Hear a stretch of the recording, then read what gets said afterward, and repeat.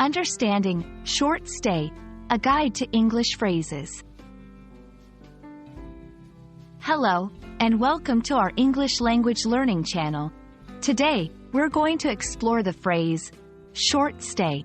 Whether you're traveling, booking accommodations, or just curious about English expressions, understanding this phrase can be incredibly useful. Let's dive into what short stay means and how you can use it in different contexts. Short stay refers to a brief period of time spent in a place. The word short emphasizes the limited duration, while stay indicates the act of residing or being present somewhere. Together, they suggest a temporary visit rather than a long-term residence. It's often used in the context of travel, business trips, or any situation where the time spent at a particular location is limited. In everyday conversation, short stay can pop up in various scenarios. Let's look at a few. 1. Travel and accommodation.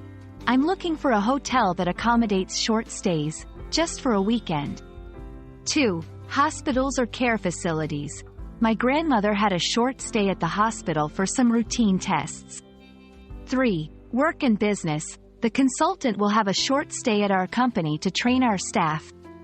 4. Real estate. This apartment is available for short stays if you're visiting the city for a few days. Understanding this phrase will help you communicate your plans more clearly, especially when booking services or describing your itinerary. To enhance your English fluency, it's helpful to know alternative ways to express a concept. Here are some synonymous phrases for short stay: brief visit, quick stopover, temporary stay, limited time engagement. These expressions can often be used interchangeably with short stay, giving you more flexibility in your language use. Thank you for watching. We hope this video has clarified the meaning and usage of short stay for you.